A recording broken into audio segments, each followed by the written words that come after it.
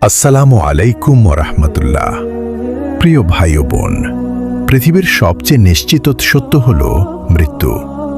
আল্লাহ তাআলা বলেন, প্রত্যেক প্রাণীকেই মৃত্যুর স্বাদ গ্রহণ করতে হবে।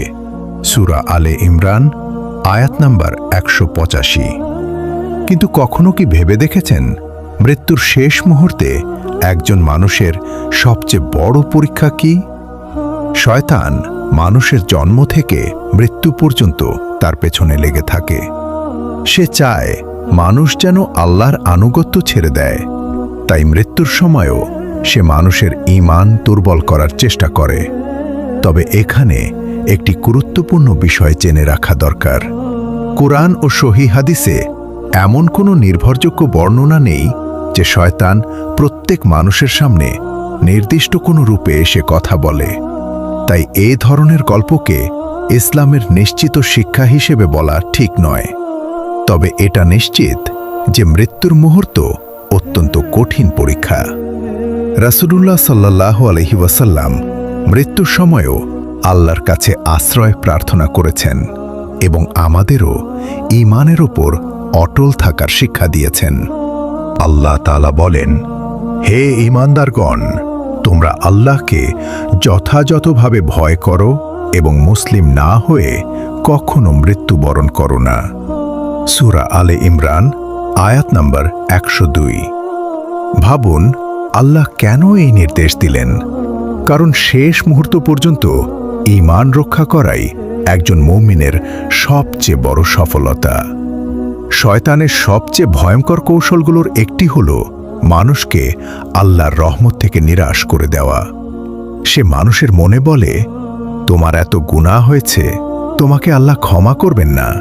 কিন্তু আল্লাহ তাআলা বলেন, বলুন, হে আমার বান্দারা যারা নিজেদের ওপর সীমা লঙ্ঘন করেছে, তোমরা আল্লাহর রহমত থেকে নিরাশ হইও না।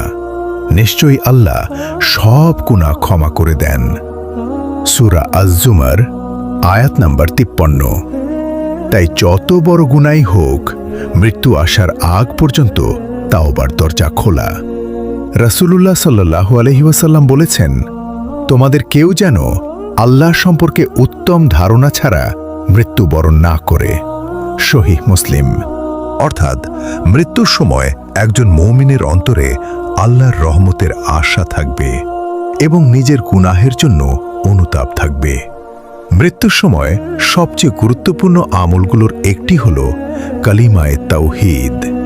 রাসূল সাল্লাল্লাহু আলাইহি ওয়াসাল্লাম বলেছেন, তোমাদের মৃত্যুপ্রায় ব্যক্তিদের লা ইলাহা ইল্লাল্লাহ পাঠ করতে উদ্বুদ্ধ করো। সহিহ মুসলিম।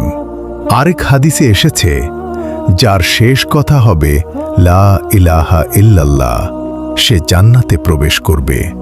এ কারণেই জীবিত অবস্থায় আমাদের জিহ্বাকে আল্লাহর জিকিরে অভ্যস্ত করতে হবে।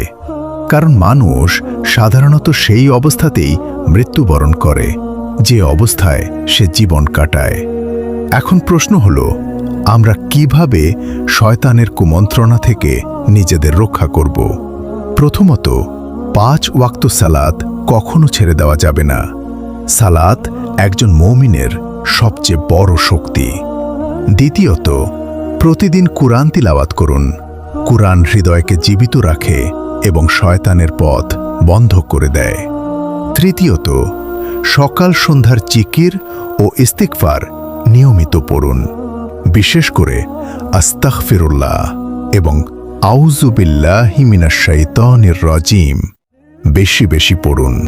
চতুর্থত, আজই তাওবা করুন, কারণ আমরা কেউ যেন জানি না আমাদের শেষ নিঃশ্বাস কখন আসবে। প্রিয় দর্শক, মনে রাখবেন, মৃত্যুর সময় সবচেয়ে বড় সম্পদ হবে না টাকা, বাড়ি বা সম্মান। সবচেয়ে বড় সম্পদ হবে ঈমান।